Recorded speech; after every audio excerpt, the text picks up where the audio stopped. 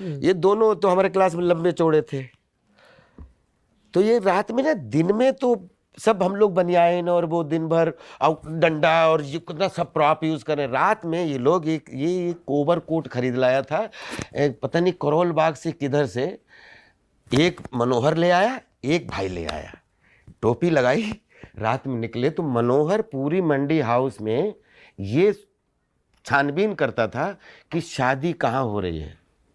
तो जैसे ही पता लगा जिधर टेंट लगने वाला है, तो मनोहर दिन में सूचना देता था कि दौलत, माँ, बंगाली मार्केट के पीछे वाले रोड पे पूरा टेंट वेंट क्या बात कर रहा है, ओके। और जैसे बारात आई, भाई मैं इनकी हिम्मत की ताद देता हूँ, मैं उस शादी में कभी जाने की हिम्मत नहीं कर पाया। मैंने खाया जरूर बाहर से, मैंने पता नहीं कौन यार बोले तू कौन, ये जाते थे नमस्कार नमस्कार। तो तब तक बारात समझती थी कि शायद लड़की वाले कोई वीआईपी लोग हैं। अब सोचो अगर 6 फीट का लड़का टोप वोप लगा ओवर कोट पहने हुए, ठंड के दिन है, ठंड दिल्ली की ठंड के दिनों में क्या, तो बोलते थे नमस्कार जी, तो बोलते थे, वो भी सब नमस्कार करते थे। लड़के तक पहुंच गए, क्या हाल है हाँ आपने तो नहीं बुलाया लेकिन आपको आशीर्वाद देने आए। लड़का है बहुत अच्छा, उसको लगता था बारात वाले लोगों के लोग हैं। और भाई आए, बिल्कुल अंदर जाके सबको करके बाहर जाके बोले नहीं नहीं, कुछ गाजर का हलवा चाहिए और कुछ मतलब जो खाने में जो सबसे बेस्ट आइटम था। भाई साहब खाते भी थे, बाद में बांधते भी थे, और एक दिन और हम लोगों को भी खिलाते थे। एक बार तो कमाल ही हो गया, हम जिस हॉस्टल, अब वो हॉस्टल नहीं है ना सर, हमारे हॉस्टल जो पीछे बंगलो था वो हमारे मालिक का था, हम लोगों को पता नहीं था। जब शादी हुई तो सर वो हॉस्टल तक पीछे तक पूरा सजाया गया। अब लड़कों ने सबने बोला कि आज ना पीछे शादी हॉस्टल, तो बोले तो भाई आज खाना नहीं खाएंगे, आज हम भी सब, तो बोले ठीक है। कसम भगवान की, मैंने ऐसा रिएक्शन में अकेले में याद करता हूँ कि कभी शायद उस उम्र पहुँचा और रहा तो जिसके यहाँ शादी थी उसका रोल जरूर करूँगा मालिक का। भाई सब मतलब मंडी हाउस की शादी, सब कोट बोट बिल्कुल, हाँ 10-12 घूम रहे हैं, क्या थर्मल पहने, चप्पलें और थर्मल, ऊपर काली बनियान, सब अभी रिहर्सल करके आए। किसी को पसीना तो पसीना नहीं आ जाता है, जो आप दिन में करो तो उसकी वो निशान पड़ जाते हैं कि भाई पसीना सूख चुका है।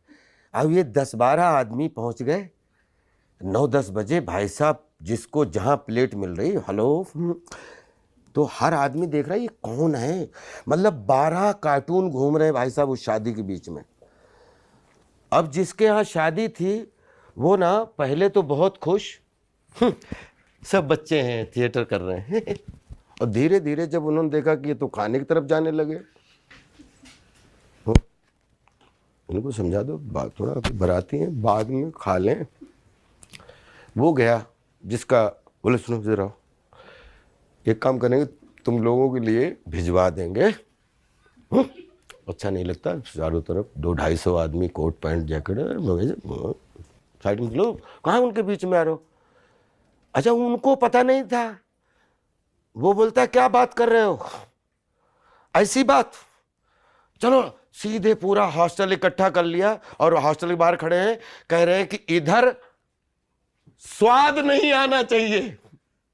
बोले जितनी भी पार्टी उधर करो, हवा इधर नहीं आनी चाहिए। अब बताओ हवा चलेगी तो बोले अगर जैसे सुगंध आ गई खाने की इधर तो तुम लोग देख लेना। भाई लफड़ा मच गया इस बात पे। बाद में सबने खाया, इतने इतने थाल, वो मकान मालिक ने बोले सब ले जाओ। सब थाल आके बॉयज़ हॉस्टल में लगे, सबको, जो लड़के सो रहे थे उनको भी जगाया गया। जितना रात में 2 बजे कोई क्या कर रहा है, अरे खाना आया है भाई।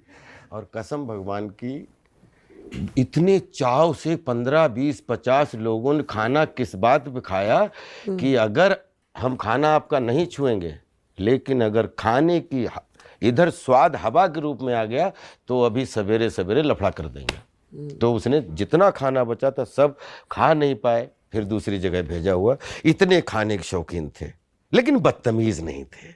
वो मकान मालिक भी बाद में ना उनको इतना अच्छा लग रहा था, वो बुला रहे हैं कि सुनो खूब खाओ, परिवार के हो। बोले अब पेट भर गया तो दोबारा क्यों खाए। तो ये जो आप बदतमीज नहीं थे, बदतमीज ही हमारे बैच जो में आप कभी मोहब्बत से धमकाने का वाकया सुना रहे हैं, नहीं।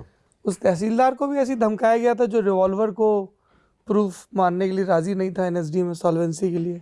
अरे यार क्या ये खुराक दी थी? बहुत गहरी न्यूज लेके आए हो आप। ये हमारा सिलेक्शन हो गया था एनएसडी में और 36,000 रुपये सॉल्वेंसी के चाहिए थे। सॉल्वेंसी की लड़का एनएसडी उसका खर्चा किया तो छोड़ के भाग गया, तो क्या करेंगे।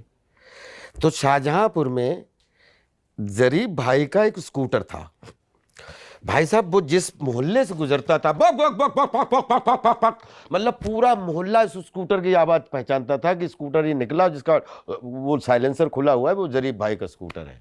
15 दिन हम लोग वो सॉल्वेंसी के लिए दौड़े, लेकिन हमें किसी की वो नहीं मिल पा रही थी, क्योंकि हमारी जो ज़मीन, हमारे जो माता पिता वो वहाँ से 50 किलोमीटर दूर थे। अब शाहजहांपुर में कौन आदमी दूसरे के लड़के की गारंटी ले ले, कल जाके दिल्ली भाग जाएगा तो क्या करेगा। तो जरीब भाई मुझे ले गए कि अशोक गुप्ता जी हैं खिरनी बाग में, वो उनके दोस्त थे, वो पत्रकार थे। तो उन्होंने उनसे, उनके नाम रिवॉल्वर था, तो उनके घर पे गए रात में, उनको खूब समझाया कि इसका सिलेक्शन हो गया है, अपने शहर का अच्छा थिएटर का बच्चा है, आप कर लो। लेकिन थैंक यू अशोक गुप्ता जी, जो मतलब उन्होंने बोले कोई बात नहीं। दूसरे दिन गए और सीधे अपना रिवॉल्वर गिरवी रख दिया। और वो रिवॉल्वर की पहली बार आपने जमीन रखता है, सोना रखता है, कि किसी गारंटी में वो रखता है, रिवॉल्वर कौन रखता है। तो वो भी बोलता है ये कोई गारंटी है रिवॉल्वर खो गया तो कौन रिवॉल्वर ढूंढते फिरेगा। मैंने कहा ऐसी बात करो, रिवॉल्वर कैसे खो जाएगा, आप रिवॉल्वर रखो। तो वो उन्होंने गारंटी ली थी और फिर हमने वो पेपर। रिवॉल्वर दिखाई नहीं थी रिवॉल्वर रखवाने के लिए? दिखाई नहीं। हम लोगों को बचपन से खिलौने चलाने की आदत हो गई ना, कि हमारे खिलौने में कोई मरता नहीं है। बचपन से खिलौनों से खेलने की आदत हो गई। आप इतने सारे प्रसंग सुना रहे हैं, मुझे देवेंद्र राज अंकुर जी याद आ रहे हैं। अरे बाप रे, बहुत तारीफ करते हैं आपकी। बोले साहब सामने देखे सुने किरदार को हूबहू प्रस्तुत करने के मामले में राजपाल यादव जैसा स्टूडेंट ना आज तक आया है ना आ सकता है। बोले मिमिक्री सब, बोले किनारे धर दो, बोले ज्यों का त्यों। क्योंकि अब ये तो खैर, और मास्टरों की भी, मतलब बोले वो आपको एक एक करके कीर्ति जैन, अनुराधा कपूर सबके बता देगा कि कौन कैसे पढ़ाता है, कौन कैसे करता है। नहीं, ये ब्लेसिंग है। और ये इन्हीं सब टीचरों का मतलब अंकुर साहब के साथ कहानियाँ करने का सौभाग्य मिला, उसमें भगवान का एक्सटेंशन करने का सौभाग्य मिला।